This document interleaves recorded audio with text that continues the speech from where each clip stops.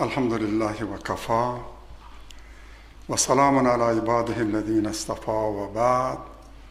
أعوذ بالله من الشیطان الرجیم. بسم الله الرحمن الرحیم. نن زموږ د دریم درس حلقه ده. په دې درس مخکنی درس کې مو وویل چې د درنو فقهاو او محدثینو مخلصانه هڅو د یوې سترې او خطرناکې فتنې د پراخېدو مخه ونیول. هغه چې د اسلام دشمنانو غرضي او مرضي کړیو او ناپوه مسلمانانو راولاړه کړی او هغه له ځانه احادیث او روایات جوړول، غلطي، کمزوري، نیمګړي او د قرآن خلاف ویناوې پیغمبر علیه السلام ته منسوبول او له دې لارې په مسلمانانو کې اختلافات راولاړول.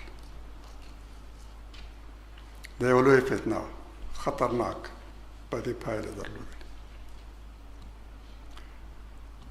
د سیاسي اغراضو لپاره د قرآن آیاتونه او د پیغمبر علیه السلام احادیث په داسې بڼې کې تعبیرول چې غرضي کړۍ خپلې موخې ترلاسه کړی شي.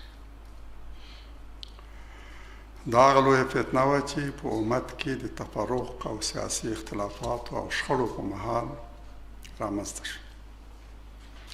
هر څومره چې د اقتدار مراکز زیاتېدل، د سیاسي اقتدار مراکز او د اقتدار د خاوندانو ترمنځ اختلافات تشدید کېدل، نو د جعلي روایاتو او موضوعي احادیثو لړۍ هم تقویه کېده. د سیاستوالو په ګټه، د زعماو، مشرانو، قدرتمندو په ګټه دا د جعلي روایاتو او موضوعي احادیثو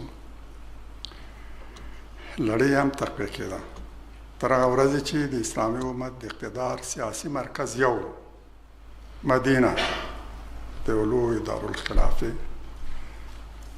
د یو لوی خلافت دارالخلافه،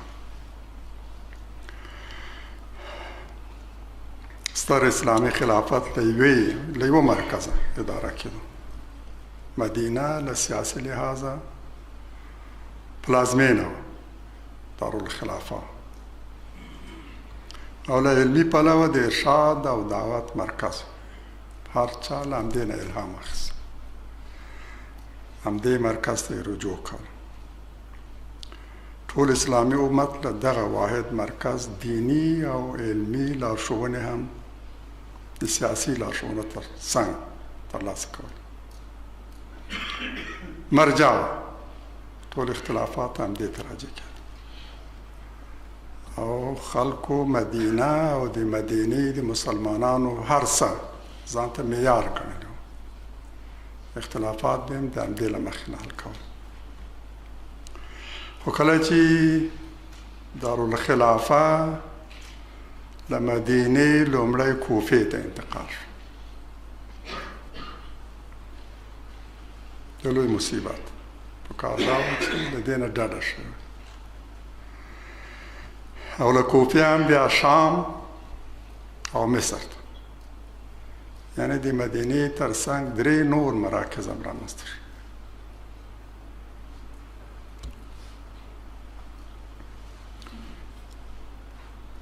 دغه مهال و چې سیاسي اختلافات مذهبي رنګ ورکړ. منشأ یې سیاسي و، اما ورته رنګ ورکړی شو د مذهبي. سیاسي اختلافاتو ته مذهبي بڼه ورکړی شو. بیل بیل مسالک او مذاهب رامنځته شو او د روایاتو بیلې بیلې مجموعې، هر چا د روایاتو ځانته ځانګړې مجموعه درلودل، یوازې هغه ته اعتبار ورکول او د همغه له مخې نه خپلې پرېکړې کول. په دغه دوران کې همدغه مرحله کې چې اختلافات رامنځته شوي وو، سیاسي اختلافات مذهبي رنګ غوره کړ د عباسیانو د اقتدار په مهال دا اختلافات خپلې لوړې کچې ته ورسېدل. شیعه مذهب هم په همدغه موده کې رامنځته شو. تر دې مخکې نه موږ سني مذهب درلود او نه شیعه مذهب، ټول یو مذهب درلود. مدینه هم د دې مذهب مرکز و. اختلافات هم دغه مرجع ته راجع کېدل. شیعه مذهب په دغه مرحله کې چې اقتدار عباسیانو ته په لاس ورغی رامنځته شو. که څه هم د دې مذهب بنسټ د هغو له لورې ایښودل شوی و چې د یوې سترې فتنې محرک و. په ترڅ کې لومړی عثمان رضی الله عنه په شهادت ورسېد، ورپسې علي رضی الله عنه او حسین رضی الله عنه هم د همدې فتنې قرباني و.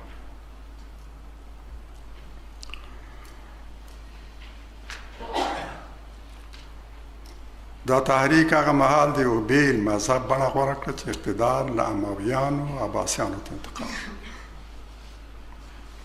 او عباسي واکمنو غوښتل چې د علي رضی الله عنه او دغه د کورنۍ د پلویانو مرسته او حمایت هم ترلاسه کړي.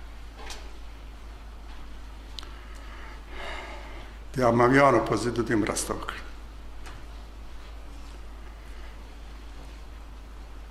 د امویانو د اقتدار په دوران کې د علي رضی الله عنه د کورنۍ ځینې غړي ایران ته مهاجر شول.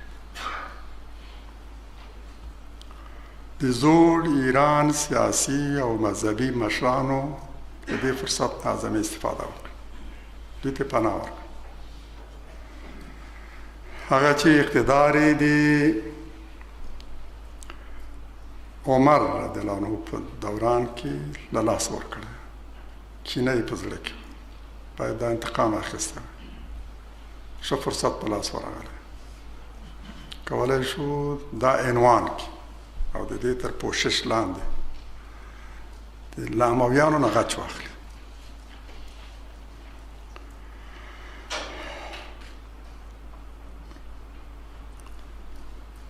د علي رضی الله عنه او دغه د اولادې هو د دوی د مذهب بنسټ شو. دوی د روایاتو داسې لړۍ ځان ته جوړه کړه چې یوازې د علي رضی الله عنه د اولادې له لوري نه انتقال شوی دی. نهج البلاغه او اصول کافی د اهل تشیع دوه مهم معتبر مذهبي کتابونه دي. دا د علي رضی الله عنه له شهادت نه نږدې 400 کاله وروسته لیکل شوي.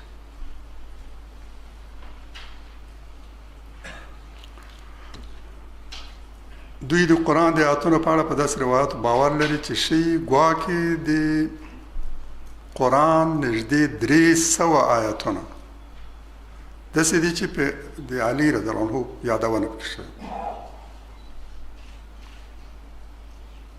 په داسې حال کې چې په ټول قرآن کې یو آیت هم داسې نشته چې صراحتاً یا اشارتاً وشي ترې معلوم شي چې ګواکې دا د علي رضی الله عنه په ارتباط یو آیت هم داسې نشته.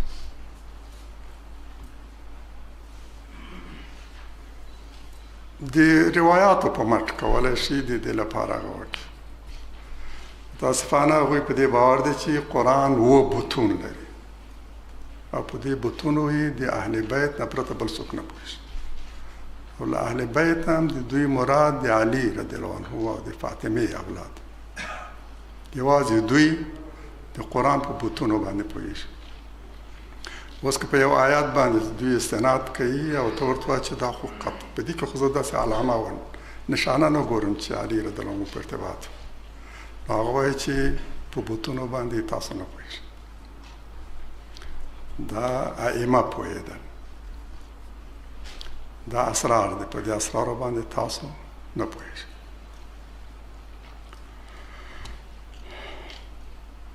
دوی د دې هر آیت په ارتباط شان نزول لري چې د هماغه له مخې نه داسې راباسي په تکلف سره په زور چې ګواکې دا د علي رضی الله عنه په ارتباط.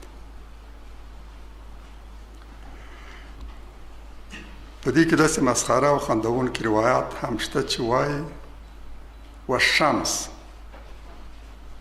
چې واضح مفهوم یې دا ده لمر شاید دی، دوی سي والشمس ای علي، والقمر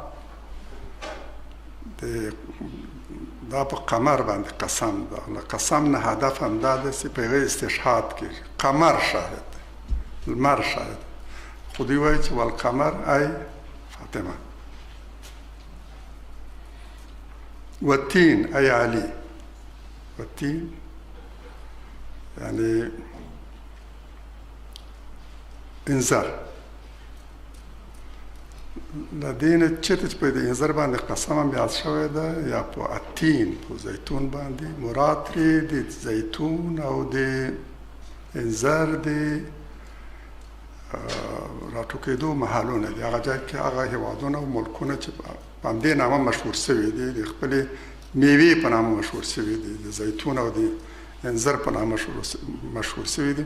او دا د پیغمبرانو د محبت وحی او د پیغمبرانو د بعثت ستر مراکز. طور سینین موسی علیه السلام کې مبعوث شوی ده، او په شام او فلسطین کې چې په انذر او زیتون باندې معروف دي. اوس هم د فلسطین نشه د زیتون پاڼه ده څنګه هلته ګڼ شمېر پیغمبران مبعوث شوي دي. او بلد الامین مکه چې اسماعیل علیه السلام او بیا محمد علیه السلام په هغه کې مبعوث شوي. خو دوی وایي چې والتین ای علي، والزیتون ای فاطمه، یعنی په قرآن کې چې الله تعالی پر لمر لوړه کړې له دې مراد علي دی، او که په سپوږمۍ لوړه کړې ده او هغې د شاهد او ګواه په توګه وړاندې کړې ده، له دې نه مراد فاطمه ده. که څوک ورته وایي چې الله تعالی ولې دوی په خپل نامه نه دي یاد کړي، په دې کې حالت څه و، معنی څه و؟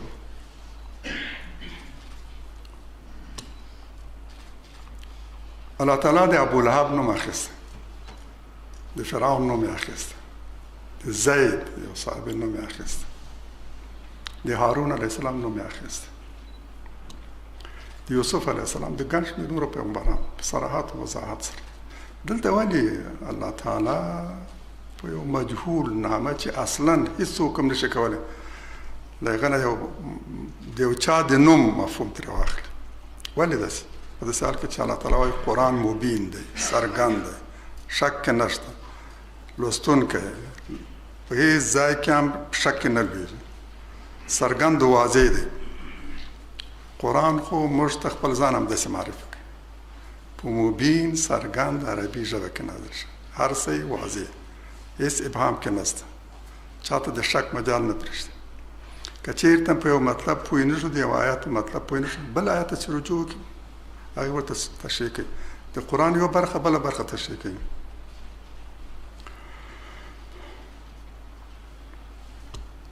ولې به الله تعالی داسې الفاظ کاروي چې هر څوک بله معنا ترې واخلي؟ آیا الله تعالی غواړي چې خلک په شک کې واچوي؟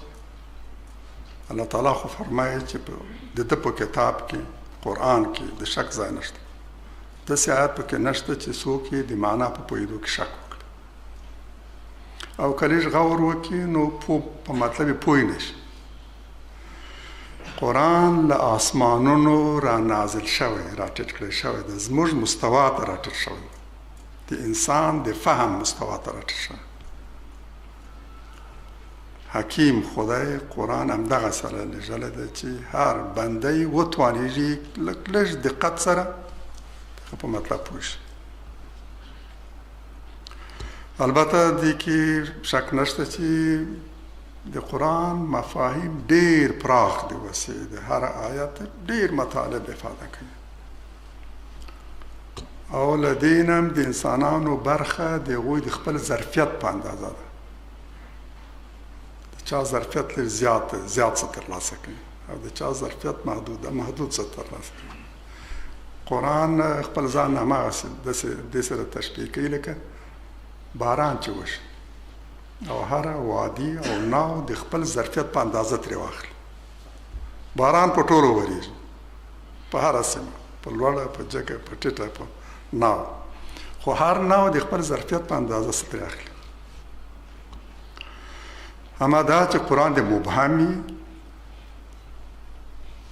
او د شک موارد دی په قرآن کې.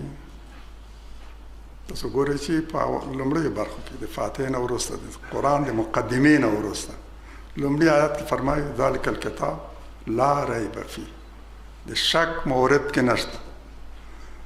قرآن په آیاتونو کې د شک مورد نشته. شکونه رفع کوي، مطالب واضح کوي، د خلکو فهم مستوا ته راکوز کړی شوی. الله تعالی فرمایي چې قرآن آسان دی. ولقد یسرنا القرآن للذکر فهل من مدکر. 4 ځله دا مطلب تکراریږي په 4 آیاتونو. قرآن آسان دی. الله تعالی دا د انسان لپاره آسان کړی شوی، آسان کړی. فهل من مدکر، آیا څوک شته چې له دې نه پند واخلي؟ قرآن د ټولو اختلافاتو د حلولو وروستۍ مرجع ده. فکري لحاظه که په کوم څه کې تاسو اختلاف وکړئ باید قرآن ته راځئ. که په اقتصادي برخه کې، حقوقي برخه کې، اجتماعي برخه کې، د عالم د پیژندو په ارتباط، په هره قضیه کې چې تاسو کوم څه کې اختلاف وکړئ باید قرآن ته راځئ. یعنی چې قرآن معیار دی، ملاک دی، آخري مرجع ده. ټول اختلافات باید هغه ته راځي. روایات هم باید هغه ته راځي کوم. هغه روایات قطعا د منلو نه دي چې له قرآن سره تعارض ونه لري او یا په قرآن کې دغه لپاره کوم شاهد نه وي.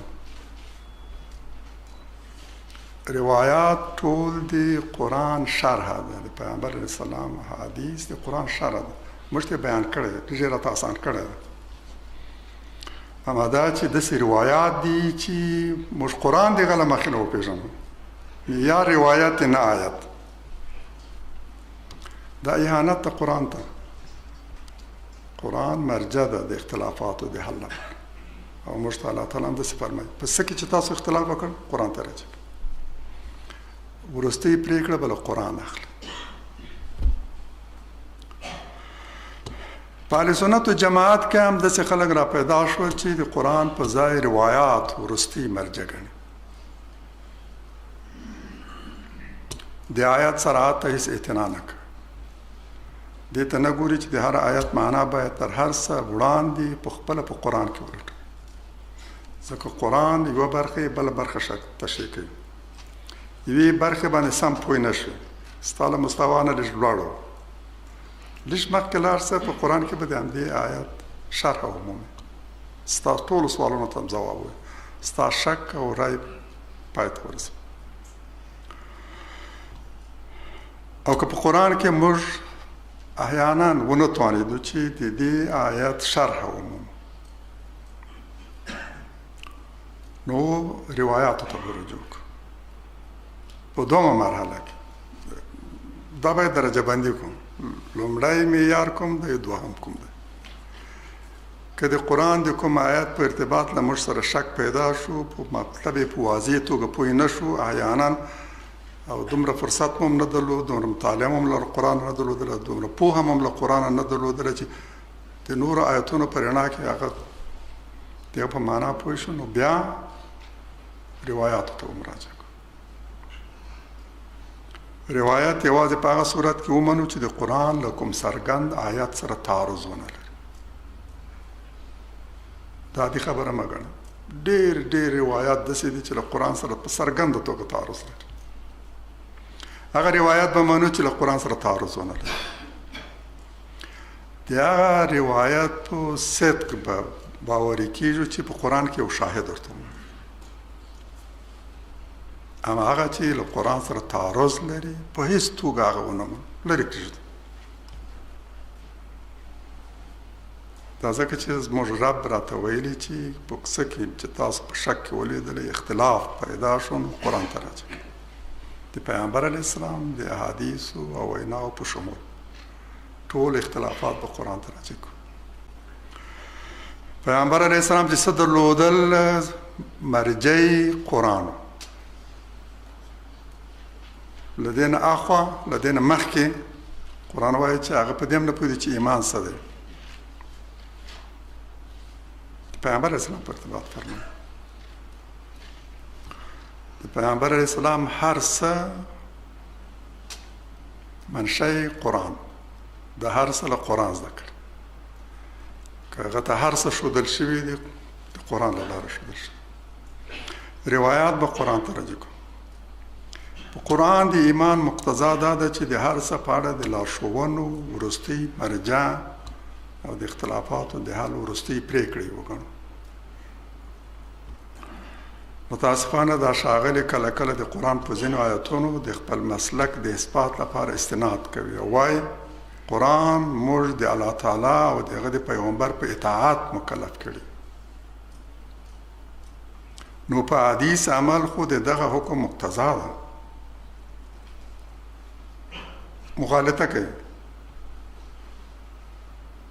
او په حدیث باندې عمل د دغه لارښوونې او هدایت مقتضا ده چې الله تعالی فرمایي بس د خدای اطاعت وکړئ او د پیغمبر اطاعت وکړئ.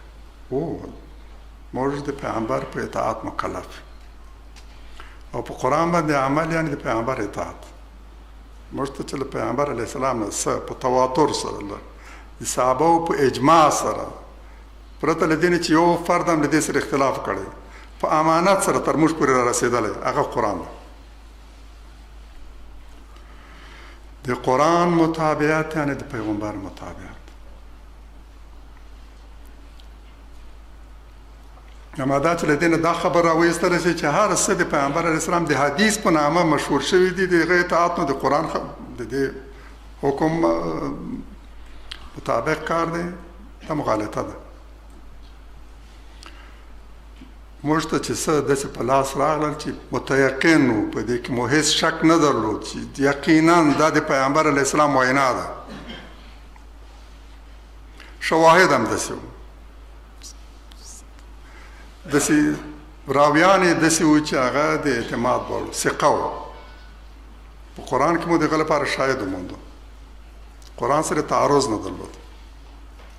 نو موږ مکلف یو چې د حدیث او روایت اطاعت د دې مطابق په عمل کو. خودی متاسفانه غلط تعبیروي او دا معنا ترې راباس چې د هر هغه روایت مطابقت پر موږ فرض دی چې دوی صحیح ګڼي که څه هم له قرآن سره تعارض ولري. دې ته یې پام نه دی چې د پیغمبر علیه السلام اطاعت یعنی د قرآن اطاعت. که څوک غواړي د پیغمبر علیه السلام اطاعت وکړي نو په دې قرآن د عمل وکړي.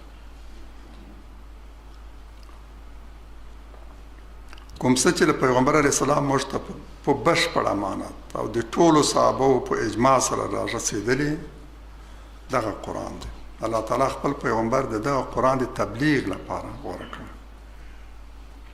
پیغمبر علیه السلام اصلي مأموریت دا و چې دغه قرآن تر خلکو ورسوي او هیڅ څه ترې پاته نه شي. که یو معمولي څه هم تر پاته شي نو الله تعالی فرمایي چې نو تا بیا خپل رسالت نه دی ترسره کړی. که یو معمولي قضیې په ارتباط یو لارښوونه د قرآن تا خلکو ته ونه رسوله معنا یې دا ده چې تا خپل رسالت بشپړ کړی نه ده، ترسره کړی دی نه. یعنې چې د پیغمبر علیه السلام اصلي دنده او مسؤلیت دا و چې دغه قرآن تر خلکو ورسوي. کله چې پیغمبر علیه السلام ته وحی راغله له دې نه معلومیږي چې هغه به څومره عجله درلودله، څه زر هغه واخلي، مطمئن سي، حفظ یې کړي، تشویش یې درلود چې یېرې نه شي. تر هغه وخته پورې تشویش درلود چې الله تعالی په قرآن کې صریحا هغه ته ورته مطمئن اوسېږي. ستا په سینه کې ځای په ځای کول هم زموږ په ذمه ده. په مطلب یې پوهېدلو هم زموږ په ذمه ده چې ته ورباندې پوه شي او بیا د بیان توفیق درکول هم دا زموږ په ذمه ده. الله تعالی ته ورباندې پوهېږي، ستا په سینې کې حفظ کوي، دا توفیق درکړي چې هغه په مطلب پوه شي، بیا تر نورو پورې ورسوي. الله تعالی دا ټول خپله ذمه اخلي. له دې نه وروسته بیا تشویش رفض، بیا بې عجله نه درلودله، تلوار سره به کله چې فرشتې ورته وحی یې کوله تکرارول به نه، ابتدا کې به تکرارول د همدې تشویش لپاره. او بیا به فوراً کاتبان د وحی راوښتل چې هغه ټول په دقت سره ولیکي، او بیا به همدا خورېده، ټولو خلکو ته ورسېده. پیغمبر علیه السلام په قرآن باندې دومره ترکیز کولو چې په لومړیو کلونو کې په یو روایت او په صحیح روایت د ژوند تر پایه چاته اجازه ورنکړه چې حدیث ولیکي. د مکې په ټول دور کې چاته اجازه نه ورکړه. د مدینې په لومړیو کلونو کې اجازه نه ورکړه. کوم روایت چې وایي پیغمبر علیه السلام په آخري کلونو کې اجازه ورکړه، دی نه د مدینې په آخري کلونو کې اجازه ورکړه چې اوس لیکلی شي.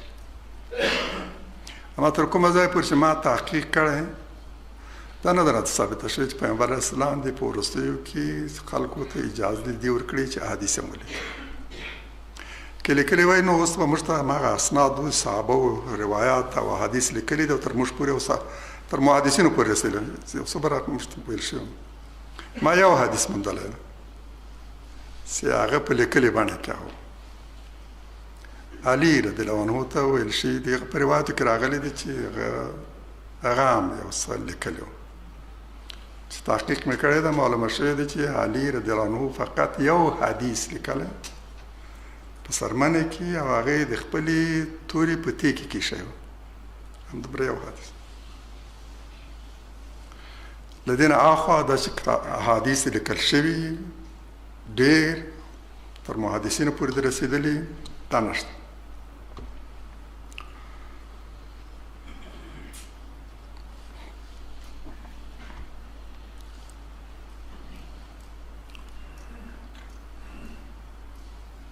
د دې احادیثو د لیکلو د ممانعت په سبب ګورو چې له احادیثو د ګوتو په شمېر داسې دي چې په تواتر سره تر موږ رسېدلي. داسې احادیث ډېر لږ دي چې ټولو صحابو پرې اتفاق کړی، او ګڼ شمېر صحابو دې روایت کړی. ډېری احادیث د بخاري داسې دي چې په صحابو کې یو راوي لري، ډېر لږې دوه او بیخي لږې درې. اکثریت روایات د بخاري داسې دي چې په صحابو کې یوازې یو راوي لري. وروسته بیا تاسو وګورئ. د روایاتو د یوې خاصې لړۍ په اړه ړوند تعصب د دې باعث شو چې شیعه له ټول امت بېله لار غوره کړي او په امت کې د اختلاف باعث. دوی د زرګونو صحابو له لوري وړاندې شوو روایاتو ته شا کړه او یوازې هغه یې ومنل چې د علي رضی الله عنه اولاد ته منسوب. همدغه ناسمه تګلاره په دې منتج شو چې دوی په ټولو صحابو د نفاق او ارتداد حکم کړي. په ټولو په استنصات په درې د نورو په ارتباط چې دوی منافق شو، مرتد شول. له پیغمبر علیه السلام وروسته علي رضی الله عنه او زامن د هغه ځایناستي او د خلافت اصلي او یوازیني وارثین وبولي. په داسې حال کې چې ټولو صحابه په اتفاق سره د علي رضی الله په شمول ابو بکر سره بیعت کړ او هغه یې د خلیفه په توګه ټاکل. اجماع یو له کارونو چې ټولو صحابه ورباندې اجماع کړی د ابو بکر رضی الله عنه خلافت، او بیا ورپسې د عمر رضی الله عنه خلافت. علي رضی الله عنه هم د ابو بکر سره بیعت کړی او هم د عمر، او د ژوند تر پای هم تر څو چې هغوی ژوندي وو په هغو پسې په لمانځه کې 5 وخته لمونځ اقتدا کړی. اما اوس ګورو چې ځینې وایي ابو بکر د خلافت امامت غاصب، عمر رضی الله عنه غاصب ګڼي، عثمان رضی الله عنه غاصب ګڼي. ټول هغه صحابه چې د ابو بکر سره بیعت کړی، عمر سره بیعت کړی دی، عثمان رضی الله عنهم سره بیعت کړی، دا یا منافق ګڼي او یا مرتد له دین اوښتي. همدغه د یوې خاصې لړۍ په ارتباط تعصب د روایاتو یو خاصې لړۍ په ارتباط تعصب د دې باعث و چې خبرې دې حد ته ورسېږي.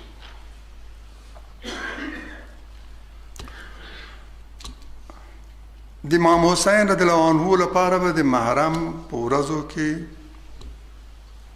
توره جامه اغوندي او د محرم په 10 به د هغه د شهادت ویر کوي په مسخره کرکجنو خرافي او اسلام ضد حرکات او ناولو بدعتونو سره به دا ورځ لمانځي خو په عمل کې به پر کربلا او نجف د صلیبي ځواکونو د برید یرغل او تسلط په وخت کې د هغوی مرسته کوي دومره هم څه نه وایي لکه چې د یزید په ارتباط یې ویل د نجف کنجان یې ورته سپاري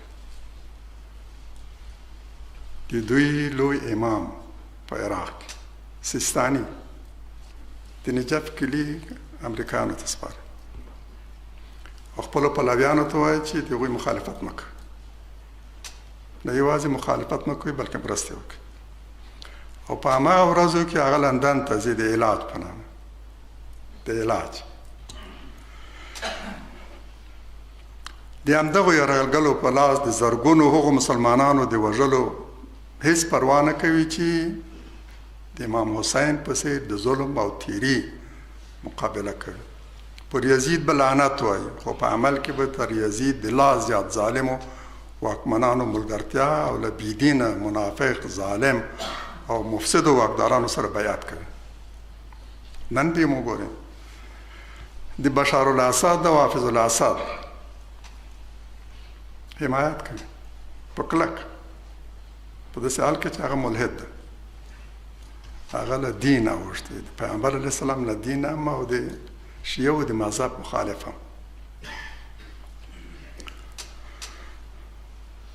که د پیغمبر علیه السلام په حیات کې دومره خلک چې په عراق کې د صلیبي جنگ په نتیجه کې په د وروستي جنگ کې وژل شوي وای مګر پیغمبر علیه السلام به د حسین رضی الله عنه او دغه د کورنۍ د غړو چې په کربلا کې په شهادت ورسېدل په دې باندې به زیات غم نه کړی زیات به خفه شوی یقینا چې په دې باندې به ډېر زیات خفه شوی پیغمبر علیه السلام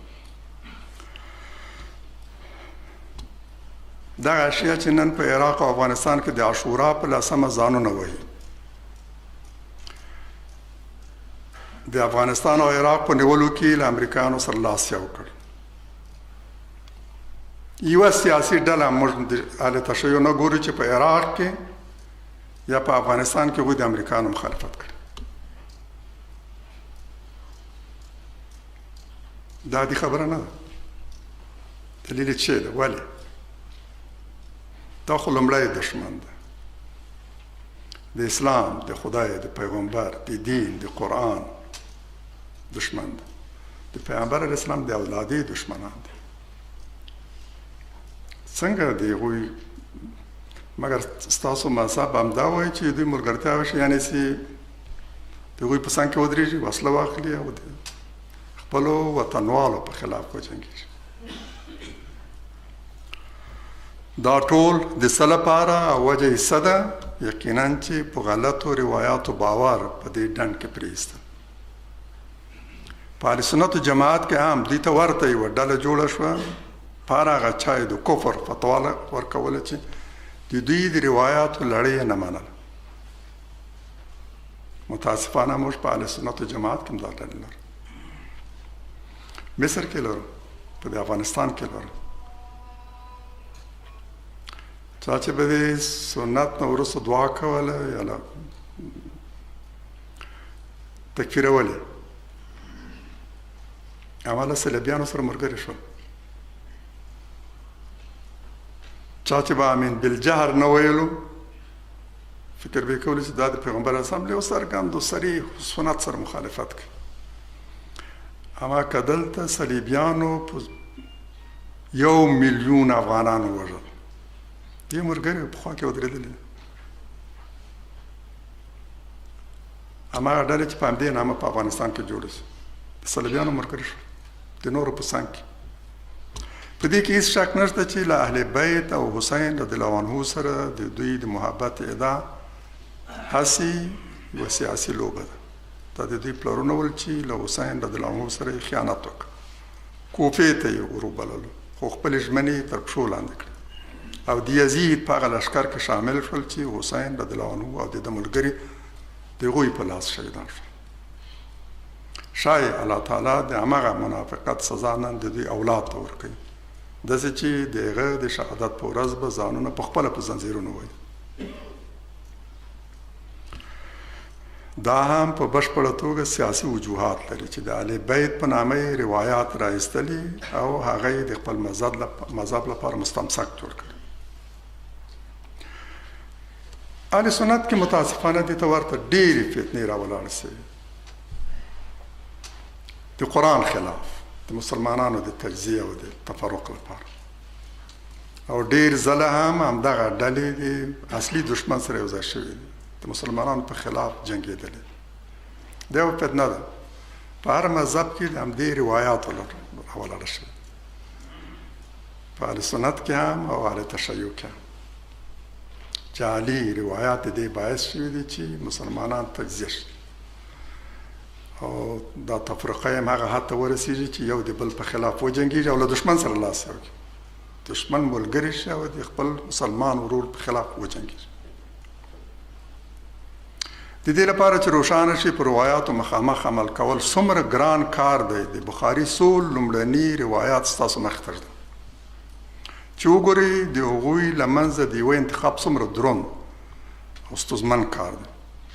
دا هم باید واضح کړو چې د درسونو او بحثونو د دې سلسلې نه مو هدف د مسلمانانو یووالی دی، د اختلافاتو ختمول دی، د چې یو بل تکفیر نه کړي، یو د بل په ضد ونه درېږي، یو بل ته د وروري لاس ورکړي. د اختلافاتو ختمول مو هدف دی، نه تشدید. خو د اختلافاتو د ختمولو دوه لارې دي، یو دا چې دواړه لوري په اختلاف کې سره ښکیل دي توافق وکړي چې له دې نه بعد له دې نه وروسته به په اصولو، کلیاتو، مبانیو او بنسټونو باندې اکتفا کوو. په فروعي مسایلو کې که اختلاف دی دا به زغمو، تحمل به لرو، له دې نه به وسیله د اختلاف نه جوړو. همدا چې قبله مو یو ده، دا چې خدای مو یو دی، قرآن مو یو دی، پیغمبر مو یو دی، د حلال او د حرام مرزونه او پولې مو شریکې دي، په اساسي په آخرت باندې باور لرو، په قیامت باندې باور لرو، په فرشتو باندې باور لرو، په قضا او قدر باندې باور لرو. مهم او اساسي مسایل کافي دي چې موږ یو بل ته د وروري لاس ورکړو. په فروعي مسایلو کې یو بل معذور وګڼو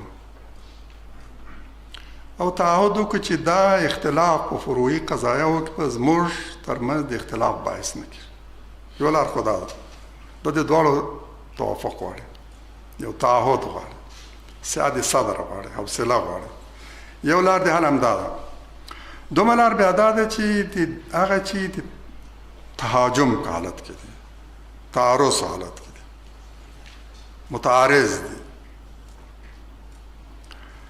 د هغوی غرور مات کړی شي او پوه کړی شي چې تاسو چې کومه لار غوره کړې اشتباه مو کړې، مسلک مو، مذهب مو، هغه روایت چې تاسو ورباندې استناد کوئ، له هغو نه وسیله د اختلاف جوړه کړې، اشتباه کوئ، دا غلط دی. بله لار یې دا ده چې هغوی پوه کړو، موږ دغه لار غوره کړې وحدت د رسېدو لپاره. دوی ته وایي چې ته په کوم روایت باندې استناد کوي او د هماغه له مخه نه بل خپل مسلمان ورو تکفیر کوي، تا اشتباه کړې، غلط کړې، ستا دا روایت صحیح نه دی، ستا استدلال ضعیف ده. مجبور دې ته اړ شوي چې همدغه لار غوره کړو، هغه چې د تعارض حالت کې دی، د تهاجم حالت کې، په نورو باندې اعتراض کوي. ستا لمونځ هغه لمونځ نه دی چې پیغمبر علیه السلام کوي، ستا د لمونځ دا هیئت، حرکات هغه څه نه دي چې پیغمبر علیه السلام او صحابه و درلودل. دغه لارې غوره کړې. متاسفانه هغوی باید پوه کړو چې تا اشتباه کړې، کومو روایاتو چې تا استناد کړی اشتباه دې کړی. هغه روایات د پامه غورځولې دي چې تر دې نه هم دقیق دي، هم موثق دي، هم راویان قوي دي، معتبر دي او هم له قرآن سره اړخ لګوي. مجبور همدغه لار غوره کړو. د اختلافاتو د ختمولو لپاره اوس بله چاره نه لرو. موږ په همدې هیله او امید دا د درسونو د حلقه او دا بحثونه پیل کړي. دا دومره لاره غوره ده او له دې نه پرته بله چاره هم نه لرو. راشئ وګورو چې بخاري په کوم حدیث پیل شوی او د دې حدیث په ارتباط څه ویلی شو. لومړی روایت د بخاري دا دی چې زه یې ترجمه وړاندې کوم. د راویانو هغه سلسله به بیان کوم چې په بخاري کې راغلی، چا له چا نه روایت کړی، بالاخره تر د بخاري تر استاد پورې او بیا بخاري ته په لاس ورغلی. عبدالله ابن زبیر حمیدي له سفیان، هغه له یحیی ابن سعید الانصاري، هغه له محمد ابن ابراهیم التیمی روایت کوي چې له علقمه ابن وقاص یې اورېدلي چې ویلې وامې اورېدل چې عمر ابن الخطاب رضی الله عنه د منبر په سر ویل له رسول الله صلی الله علیه وسلم مې واورېدل چې فرمایلی یقینا چې عملونه په نیتونو پورې تړلي دي، انما الاعمال بالنیات، او یقینا چې هر چا ته هغه څه دي چې نیت یې کړی. نو د چا چې هجرت د دنیا لپاره وي په برخه یې شي یا د کومې ښځې لپاره چې په نکاح یې کړي، نو هجرت یې د همغه څه لپاره دی چې هجرت یې ورته کړی. دا د بخاري لومړی روایت. بخاري دا حدیث 12 ځله راوړی په تکرار سره، او شمیرې هم دا دی. اول چې مخکې مې وویل 250 2590 2340 3898 3609 4602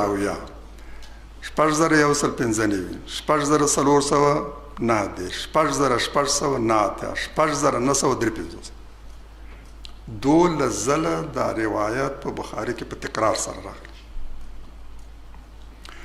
په ټولو کې یحیی ابن سعید چې تابعی دی، له محمد ابن ابراهیم چې تابعی دی، هغه له علقمه ابن وقاص چې تابعی دی، او هغه له عمر رضی الله عنه روایت کړی چې له یحیی وروسته بیا راویان بیل دي. د بخاري په نورو روایاتو کې هم دا تکرار تر سترګو کېږي. کاش بخاري د روایت متن یو ځل راوړي، خو چې دا ممکن نه ده، ځکه هغه ته روایات په مختلف الفاظو راغلي، د یو او د بل ترمنځ په الفاظو کې فرق. راوي یو، لومړی راوي هم، دوهم راوي هم، دریم راوي هم، څلورم راوي هم، ټول یو، ولې د روایت په الفاظو کې جدي توپیر نشته. د یو لفظ په ځای بل لفظ راغلی. تاسو به اوس تفصیل هم درته ووایم. که هغه دا کار کړی وی او دا بیل روایات له مختلفو الفاظو سره نه وی راوړي، نو د بخاري حجم به هم کم شوی. د اوسني حجم به تقریبا 15مه برخه ترې جوړ شوی. د بخاري غیر مکرر روایات 2200 شاوخوا کې، خو چې په تکرار سره راغلي 4 چنده شي.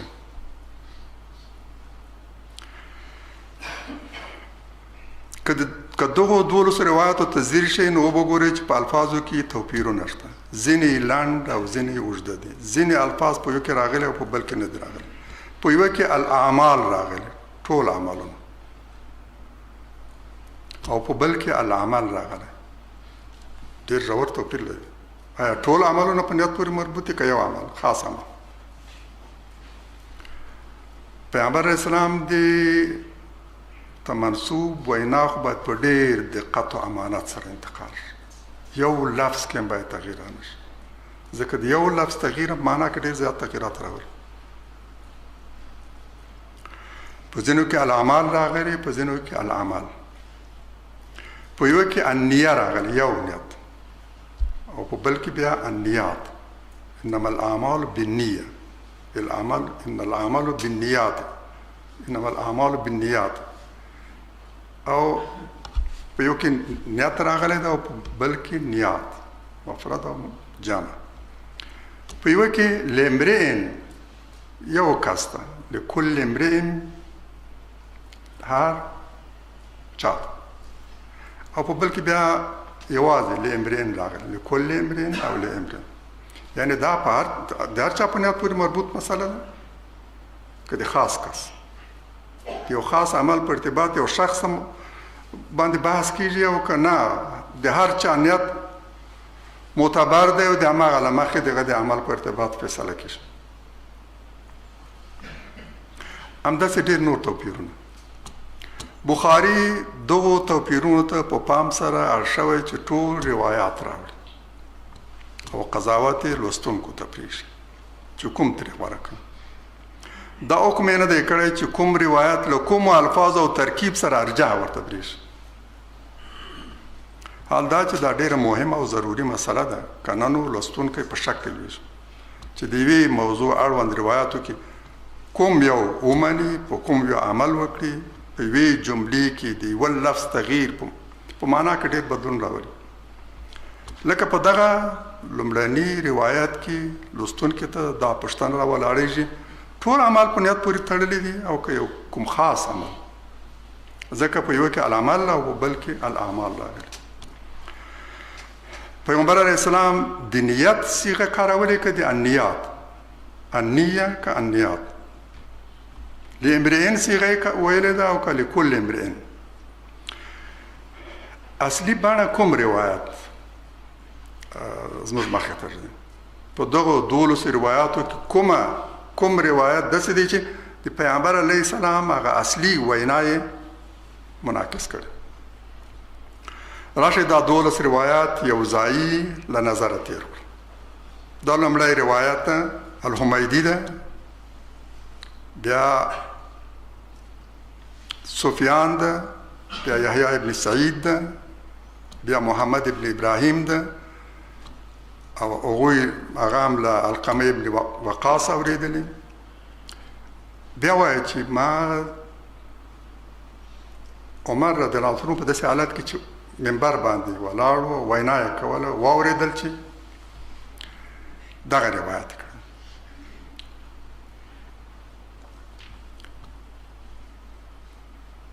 انما الاعمال بالنیات وانما لكل امرئ ما نوى فمن كانت هجرته الى الدنيا يصيبها او الى امرأة ينكحها فهجرته الى ما هاجر اليه. دا یو روایت لومړی. ورپسې تفاوت په دې کې دی چې دا وروستي له 4 نه وروسته روایات راویان چې دي هغه بیا فرق لري. هلته یوه سلسله ده، دلته بله سلسله یو څه ورباندې اضافه شوې ده، اما 4 اصلي راویان په ټولو کې شریک دي. 2590 هم همدغسې، دا هم دا وروستي راویان له هغو نه فرق کوي. تاسو 250 کې چې وګورئ او په 2590 کې چې وګورئ دا سلسله فرق لري. دا نور 4 سره همغه. همداراز په 2340 کې وګورئ چې دواړه له بل سره ورته دي له مخکني سره. دغسې د ټولو ترمنځ به تاسو توپیرونه وګورئ. اصلي راویان یو، وروسته بیا فرق لري. معنا یې دا ده چې دا روایت په 4 طبقو کې یو راوي لري. له هغه نه وروسته بیا راویان زیات شوي په 4 طبقو کې، صحابهو کې، تابعینو کې، تبع تابعینو کې یو راوي لري. وروسته بیا راویان زیات شوي، اما په الفاظو کې هم زیات توپیرونه چې ورته اشاره وکړه. او دا روایت د حدیث په ټولو کتابونو کې جمعاً نږدې 280 ځله راغلی. د دغو ټولو له منځ نه اوس یو څوک چې انتخابوي چې کوم روایت له کومو الفاظو او ترکیب سره له کومو راویانو سره د اعتماد وړ دی، موثق دی او تر نورو باید غوره کړی شي، څومره ګران کار دی. زه باور لرم چې دا کار تر دې وړاندې ممکن نه و. یوازې د کمپیوټر په مرسته دا کار څوک کولی شي، د دې نه ماسوا ممکن نه ده. ما حکمت الباري لیکلی او همداسې مې کړي چې د بخاري ټول روایات مې لټولې د خپلو ټولو راویانو سره، بیا مې د الفاظو کې تحقیق کړی دی څومره توپیرونه دي. راویانو کې مې کتلې دي چې په اوله طبقه کې څو راویان لري، په دومه کې څو لري، په درېیمه او څلورمه کې څو لري، تر امام بخاري پورې چې رسېدلي دي د راویانو لړۍ څنګه ده. لکه دا لومړی روایت چې ګورئ، بخاري د لومړي روایت چې ډېر معروف او مشهور هم ده،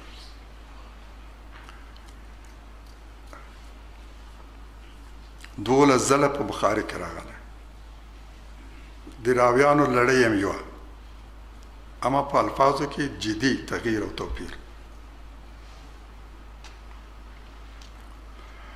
یو ساده او عادي لوستونکی او اورېدونکی به څنګه قضاوت وکړي چې له دې ټولو روایاتو چې په بخاري کې 12 ځله راغلي او د احادیثو په نورو کتابونو کې هم 280 ځله راغلي، آیا ممکن دی یو عادي لوستونکی دی چې فقط راغلی دی استاد په خوا کې کښېنستی دی، استاد هم ډېر عادي، یو محدث ده، یو فقیه ده، په قرآن باندې هم کامل تسلط لري، د حدیثو په ارتباط جامع علم لري، لیکن یې بخاري زده کړی ده. او حقیقت همدا دی چې ډېر ځله بخاري د درسونو په پای کې د تبرک په توګه ویل شوی، فقط پاڼه راوړې ده چې دا خپل درس لړۍ مبارکه کړي، اما دا چې په دقت سره یې ولولي، راویانو په ارتباط د روایاتو ترمنځ توپیرونو ته په پام سره د قرآن په رڼا کې دا اصلا فرصت هم نه درلود او ضرورت هم نه احساساوه. هغه منتظر و چې پګړۍ وتړي او لاړ شي د یو جومات امامت یې په برخه شي. ویلی هم د همدې لپاره، د دې لپاره نه چې پوه شي، د دې لپاره چې یو سند ترلاسه کړي. متاسفانه زموږ انجینران هم داسې دي، زموږ ډاکټران هم داسې دي، علم یې ټول په کتاب کې او ویلي هم د دې کامیابېدو لپاره سند ترلاسه کړي چې بریالی شو، له پوهنتونه له پوهنځي فارغ شو، انجینر شو. همداسې متاسفانه د دین په ارتباط عین معامله شوه.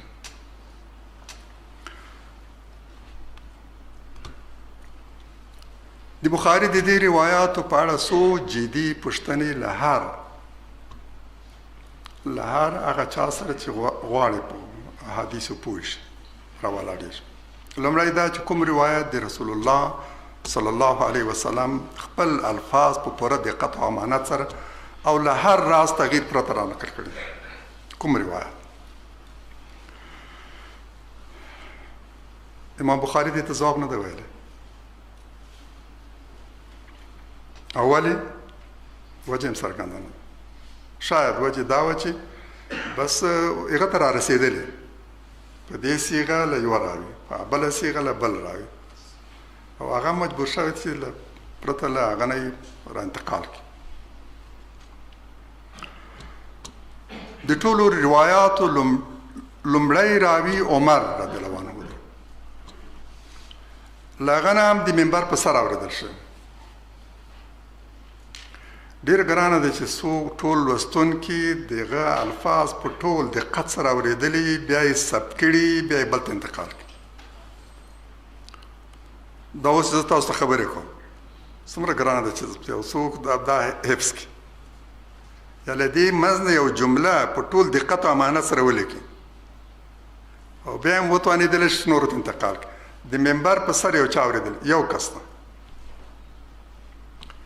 او هغه هم القامه.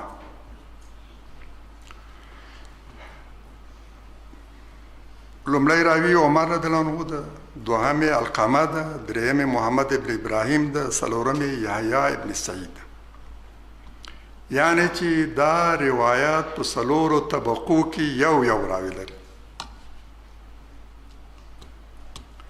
د محدثینو له نظره داسې روایات تر غریب اوښتی ده، اغرب دی. غریب هغه روایت دی چې په یو طبقه کې یو راوي لري، یا په صحابو کې یو راوي لري، یا په تابعینو کې تابعینو کې یو راوي لري. دې ته وایي غریب روایت، یعنی نااشنا. اما دا چې په اوله طبقه کې دومه کې هم درېمه او څلورمه کې هم یو راوي ولري نو دا یقینا چې اغرب دی، ډېر زیات غریب دی، ډېر زیات ناشنا دی. د اسلام له نظره د یوې عادي ادعا لپاره لکه پور څو شاهدان پکار دي؟ دوه. چا سره د پور معامله کیږي او څوک یې لیکي نو دوه شاهدان باید وي. ډېره عادي مسله ده. پور یو چا ته قرض ورکړه 100 افغانۍ دا دوه شاهدان ایجابوي. ځینو مواردو کې 3 شاهدان ایجابوي چې دوه نارینه نه نو بیا یو نارینه او دوه ښځې به شاهد نیسي. او په ځینو معاملو کې هم بیا 4 شاهدان ایجابوي. زنا مسله 4 شاهدان ایجابوي.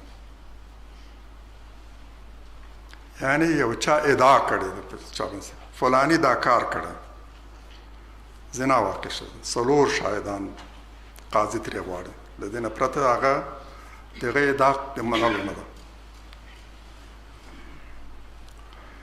د پیغمبر علیه السلام په ارتباط څوک یو وینا ورته منسوبه وي، مهمه د ایمان د عقیدې مسله، هغه به څو شاهدان ایجابوي. صحیح دی چې په شاهد نه پرته ومنو؟ قطعا. اسلام خو مقصد داسې وایي 2 شاهدان دا هم کافي نه دي، 4 هم کافي نه دي، ډېرو شاهدانو ته ضرورت. 100 په 100 کې متيقن شي دا خبره پیغمبر علیه السلام کړې ده. 100 په 100 کې باید متيقن شي، د شک هیڅ مجال پاته نه وي. لږ تر لږه یعنې 2 شاهدان خو باید واوسي، هغه لږ تر لږه. اما د یو راوي په ارتباط به څه کوو؟ که دا سړی ونه مني ګناهګار کېږي؟ نه یوازې ګناهګار کېږي نه، بلکې د ثواب کار یې کړی، احتیاط یې کړی. نه غواړي چې خپل پیغمبر ته د الله تعالی رسول ته داسې څه منسوب کړي چې شک کوي چې دا به ویلي که به نه ویلي. لوی دروغجن هغه دی چې هره خبره اوري پرته له دې نه چې تحقیق وکړي کوي.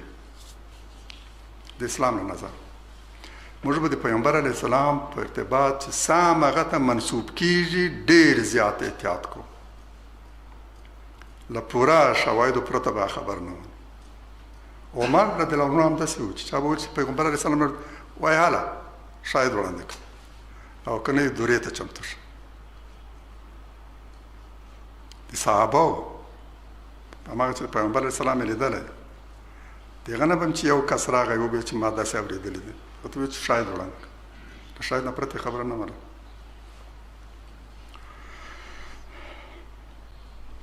او پیغمبر علیه السلام خپله فرمایي چې چا ما ته داسې څه منسوب کړه چې ما نه یې ویلي، جهنم کې د ځان ته ځای ولټي. که غواړه چې جهنم ته لاړ نه شو نو باید ډېر احتیاط وکړو. پیغمبر علیه السلام ته داسې خبره منسوب نه کړو چې متیقن نه یو، پوره شواهد مو په لاس کې نه وي چې هغه نه دي ویلي. له داسې وینا باید ډډه وکړو. آیا کولی شو په دې مهم دینی مورد کې د یوه کس ګواهي قبوله کړو؟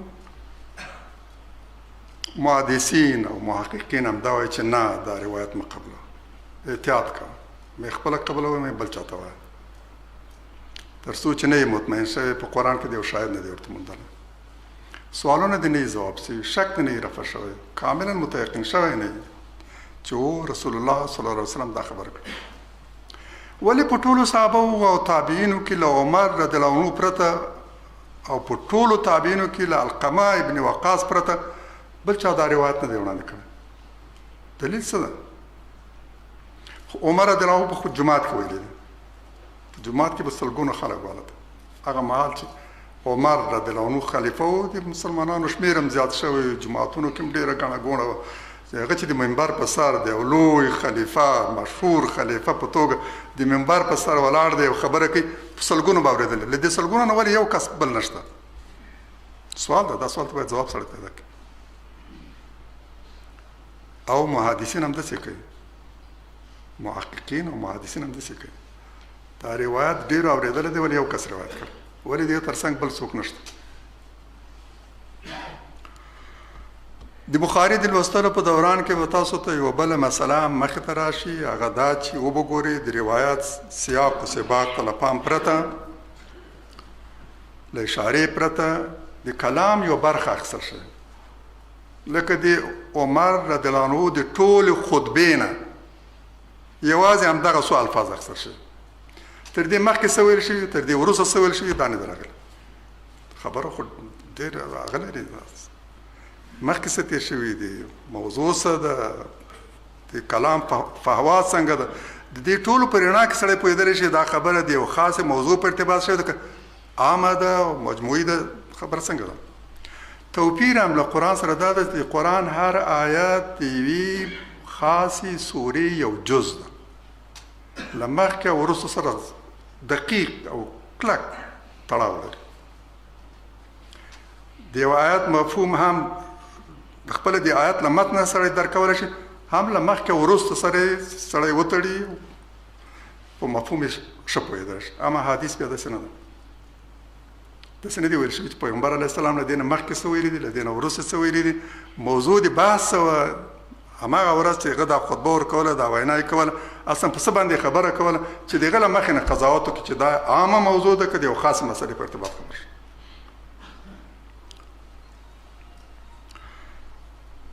لوستونکی په دې نه پوهېږي چې دا حدیث کله ویل شوی په څنګه حالت کې ویل شوی تر دې مخکې څه ویل شوي دا د یوې بشپړې وینا کومه برخه ده که یوه مستقله وینا د قرآن او حدیث ترمنځ توپیر همدغه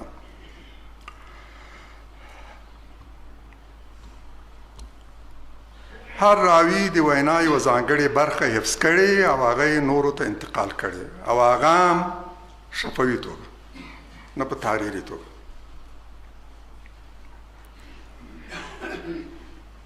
موږ بخاري کې داسې روایت هم لرو چې یو ثابته منسوب شوې خبره ای ابو هریره تا مخکې موږ ته دا خبر کړی اوس یې دا خبره راته وکړه کومه یې ومنو ابو هریره غصه شوی ده سخت غصه شوی دومره چې خلک په خبرو نه پوهېدل او بخاري کې دا روایت هم راغلی ده هغه خپله راوي انکار کوي چې ما دا خبره نه ده کړې خو بخاري کې هم هغه روایت هم راغلی راوي په خپله انکار کوي او چې چا دا ورته وویل چې تا دا خبره مخکې راته کړې او اوس د هغې خلاف خبره راته کوي غصه شوی دومره غصه شوی چې په خبرې څوک نه پوهېده انکار کوي چې ما دا خبره نه ده کړې زه د دونه پیړیو وروسته چې دې روایت په ارتباط قضاوت کوم څه به وایم دا یې ماته پرېښه بخاري اوس زه نه پوهېږم دا صحیح ده که دا څنګه ومنم چې د ابو هریره خپله مخکنۍ خبره رد کوي او وایي چې ما نه ده ویلې او هغه ته منسوب شوی ده او سړی په دې باندې اوس ټینګار کوي چې نه تا ویلې دي خبره درنه هېره شوې ده همداسې راغلی متاسفانه روایاتو کې موږ دغسې مشکل لرو طبیعي ده چې د یوې خطبې ټول مطالب په بشپړه توګه حفظ کول که محال نه وي نو ډېر ګران کار هر چا د خطبې یوه برخه حفظ کړې او نورو ته یې انتقال کړې دا هم ډېره طبیعي ده چې په الفاظو کې تبدیلي راشي د ثبت وسایل هم نه وو چې ثبت شي کامره هم نه وه ټایپ هم نه و چې ثبت شوي چا لیکلی هم نه کله لیکلو نه ممانعت کېده دې ټولو ته په پام سره د دې احتمال ډېر زیات دی چې روایت په دقیقه توګه او په امانت سره حفظ شوی نه وي او بل ته انتقال شوی مجبوریږو چې له نورو روایاتو سره مقایسه کړو د ټولو په رڼا کې قضاوت قرآن ته مراجعه وکړو چې آیا د دې روایت مطلب په قرآن کې موندلی شو که نه قرآن کې د دې لپاره شاهد موندلی شو که نه له دې نه پرته بله هېڅ چاره نه لرو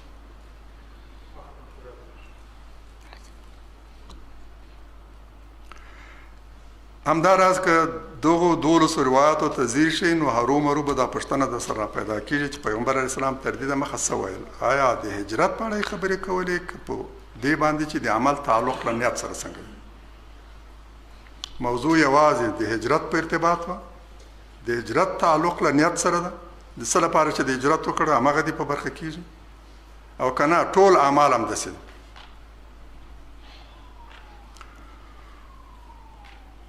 د نیت او د عمل ترمنځ تعلق داسې دی نیک نیت او نیک عمل یو بد نیت او نیک عمل 2 نیک نیت او بد عمل 3 بد نیت او بد عمل 4 یوازې نیک نیت له عمل کولو پرته 5 یوازې بد نیت له عمل کولو پرته 6 صورتونه دي په ټولو کې نیت له عمل سره تړاو نه لري یو رقم نه ده د عمل په ارتباط پرېکړه د نیت له مخې نه کېږي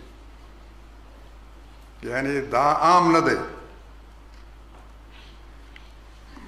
اصلا کولی نشي چې ووایي چې دا ټول په ټولو مواردو کې عمل په نیت پورې تړلی دی په دغو 6 صورتونو کې د نیت او عمل تړاو یو شانته نه دی په ټولو کې دا خبره صدق نه کوي چې نیت د عمل څرنګوالی ټاکي یوازې په نیک عمل کې نیک نیت اعتبار لري په بد عمل کې نیک نیت هیڅ اعتبار نه لري نیک نیت له عمل کولو پرته هم معتبر ګڼل کېږي او انسان په بد نیت له عمل پرته نه نیول کېږي څومره توپیرونه څه ګورئ چې یعنی په هر صورت کې نیت د عمل څرنګوالی نه ټاکي د نیت له مخې نه د عمل په ارتباط فیصله نه کېږي په هر صورت کې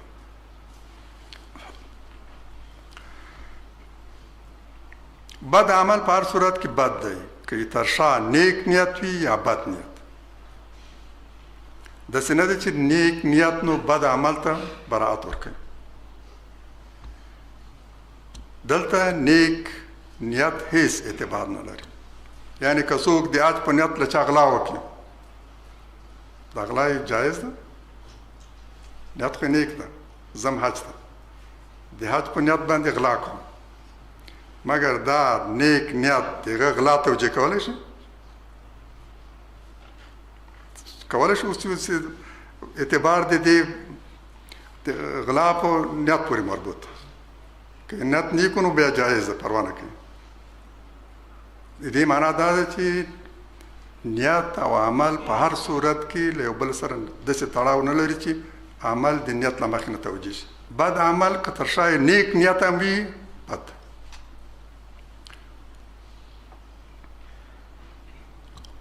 دا هم باید په پام کې ولرو چې په قرآن کې د دې روایت لپاره نه یوازې هیڅ شاهد نه مومو بلکې دا وینا له قرآن سره تعارض لري قرآن وایي وان لیس للانسان الا ما سعى نیت نه سایه انسان ته بل څه نه دي مګر هماغه څه چې هڅه یې ورته کړې سایه یې کړې هغه به فقط د خپلې سایې بدله ترلاسه کوي اجر ترلاسه کوي نه یوازې د خپل ادعا یا د خپل نیت یا د ارادې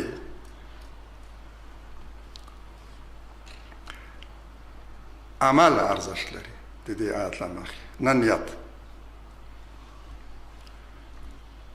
مجرد نیت او ادعا دا کافي نه ده که له عمل پرته هم یوازې په نیک نیت چاته اجر ورکول کېږي وجه یې دا ده چې غوښتل یې که فرصت ورته مساعد شوی که موانع سره نه وای مخامخ نو هغه عمل یې کوو الله تعالی د دې اجر ورکوي نیت یې نیک دی د یو نیک عمل اراده لري اما فرصت ورته نه دی میسر شوی شرایط نه دی ورته برابر شوی له موانع او خنډونو سره برابر شوی الله تعالی د همدې لپاره هغه ته د نیک نیت بدلام بشپړ ورکوي لکه چې هغه عمل یې ترسره کړی دو خبرو ته په پام سره په بشپړ ډاډ او اطمینان ویلی شو چې دا روایت د پیغمبر علیه السلام د هغې وینا یوه برخه ده چې اصلا د هجرت په اړه یې کړې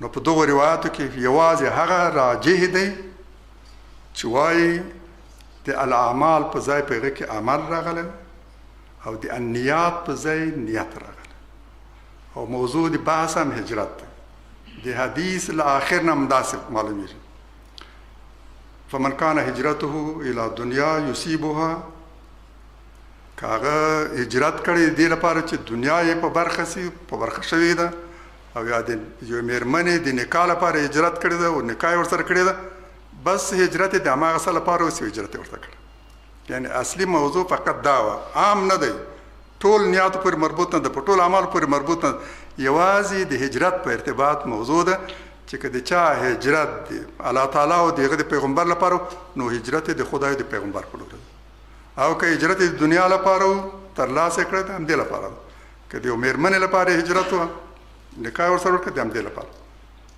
متاسفانه چې دا په بخاري کې نه دی ویل شوی. اوس څوک بخاري د خپل مذهبي کتاب په توګه مني، دې ته ورته په سلګونو موارد به داسې په بخاري کې عمومي چې خپل مشکل نشي حل کولی، لودې نشي ورته، یو محدث ته ضرورت، یو فقيه ته ضرورت. اما په عامه توګه چې هر څوک راغلی دی د بخاري د درس په حلقې کې شرکت کړی ده او فکر کوي چې له دې نه کولی شي احکام راوباسي، اشتباه کوي، بې ځایه غرور. دغو خبرو ته په پام سره ګورو چې له مختلفو روایاتو د یوه غوره کول نه یوازې دې ته ضرورت لري چې د روایاتو په اړه دقت او تحقیق وشي، بلکې په الفاظو او ترکیب کې هم باید له درایت او دقت کار واخیستل شي. دا ځکه چې په روایاتو کې د الفاظو او د هغوی د ترکیب له پلوه پراخ او ژور توپیرونه تر سترګو کېږي، او دا یوه طبیعي خبره ده، ځکه روایات تر هغو محدثینو پورې په لیکلې بڼه نه دي رسېدلي چې دوی د کتاب بڼه ورکړې ده، خوله په خوله یو له بل نه انتقال شوي. په ټولو کې به وګورئ چې حدثنا، قال، سمعت، سمعنا، ټول نقل قول، له یو نه بل ته خبره کول دي، له یو نه بل ته بل اورېدل دي، ټول په دې توګه انتقال شوي دي. او دا حتی موږ د پیغمبر علیه السلام د صحابو په ارتباط ګورو چې یو ډله راغلی، پیغمبر علیه السلام نه پوښتنه کړې، ورته ځواب ویلی د تسبیحاتو په ارتباط، درې دېرش ځله دي که سل ځله فرض لمانځه نه وروسته. پیغمبر علیه السلام یې څه ورته ویلي دي؟ بهر چې وتلي خپل لمونځونو کې اختلاف کړی دی. پیغمبر علیه السلام څه ویلي؟ 33 ځله سبحان الله ده، 33 ځله الحمدلله او الله اکبر، همدغسې 34 ځله داسې وویل ټول مجموعي شمېر 100 کېږي، او که نه هر یو 100 ځله ویلي دي. اختلاف را پیدا شو، بېرته راغلی د پیغمبر علیه السلام نه پوښتنه کړې، یعنې څو قدمه څو لحظې فرق راغلی، یو جمع اورېدلی، او دا چې یو کس اورېدلی بیا یې دا انتقال کړي، هغه هم د منبر په سر اورېدلی، رښتیا هم نه، دې کې توپیر او اختلاف حتمي دی. او دا د ګورئ چې تاسو د بخاري د لومړي روایت په ارتباط ولیدل چې څومره ستونزمن کار دی چې سړی وتوانېدلی شي له دې ټولو روایاتو نه یو انتخاب کړي او بیا پیغام ورکړي. په همدې اکتفا کوو. سبحانك اللهم وبحمدك، نشهد ان لا اله الا انت، نستغفرك ونتوب اليك.